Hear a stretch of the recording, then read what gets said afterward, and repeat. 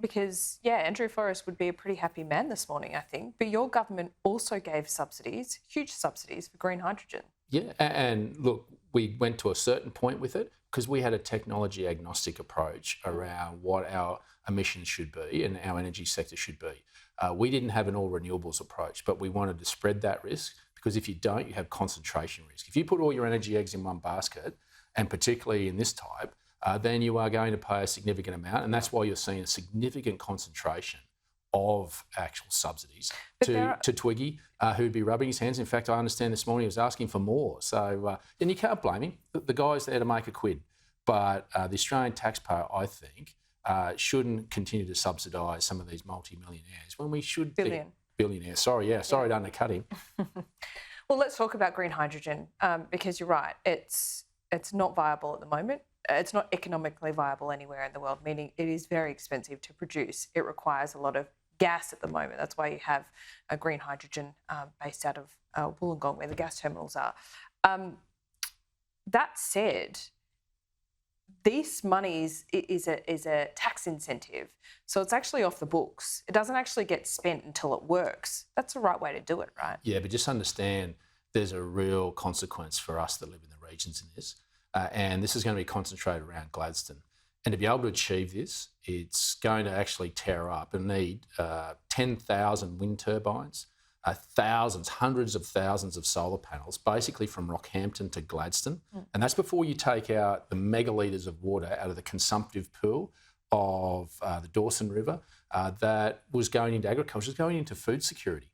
And this is a real consequence for regional Australia. Just say to people in the cities who think this is a great renewables, and we believe there's a place for renewables, but I believe it should be an environment it can't destroy, which is on people's rooftops, and give energy independence to households, not to billionaires like Twiggy. So the green hydrogen will affect Gladstone, the project. So are you talking about renewables, with wind and solar? For it to be green, you actually have to have the renewable energy source there to feed it. Right. And that's why you're going to see all these wind turbines effectively take up the landscape from Gladstone to Rockhampton.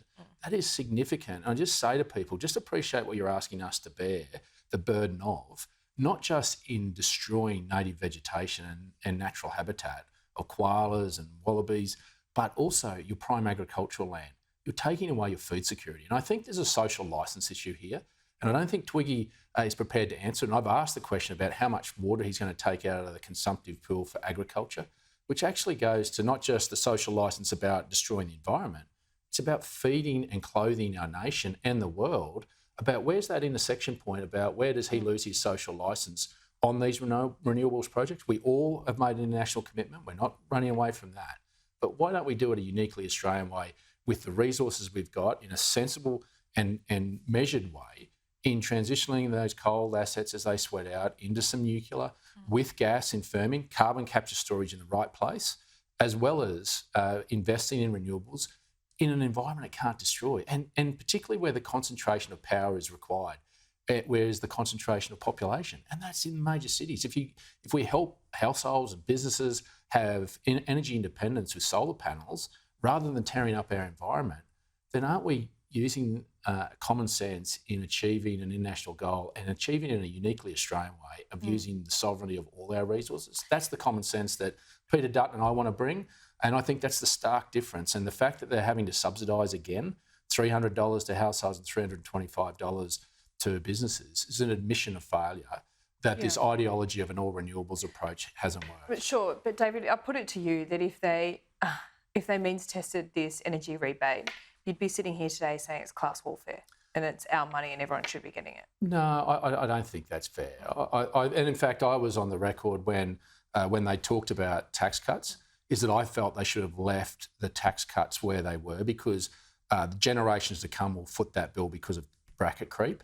And that we should think about that aspiration of people going up through. Totally. Well, where would you have cut the energy subsidy? No, what I said was that we should be, because we'd already given tax cuts to the lower middle income earners in stage 1 and 2.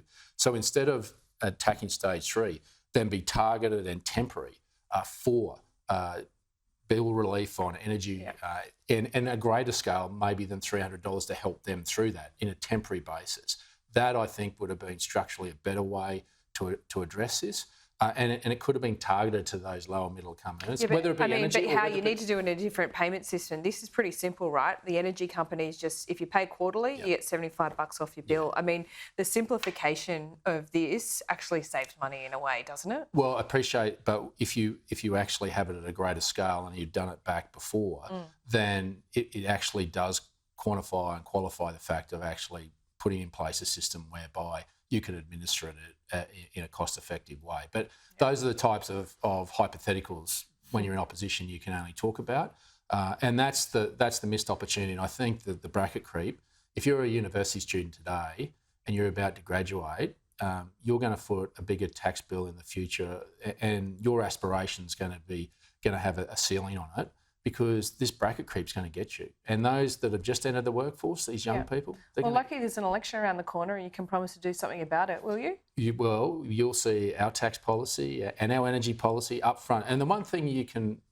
whether you like Peter Dutton and I, the one thing about Peter Dutton and I, we're going to look you in the eye and be honest with you. And what you see is what you get out of us. We're going to get back to basics and we'll tell you how it is. And that's how I think people want their politicians to be, whether they like us or not. But in tough times, they're looking for someone that's going to be strong and going to be honest with them. We'll hold you to that. Yep. Every Monday. Yeah, Always do. you always do. See you, David. Great to see you in person. Yeah. See you soon.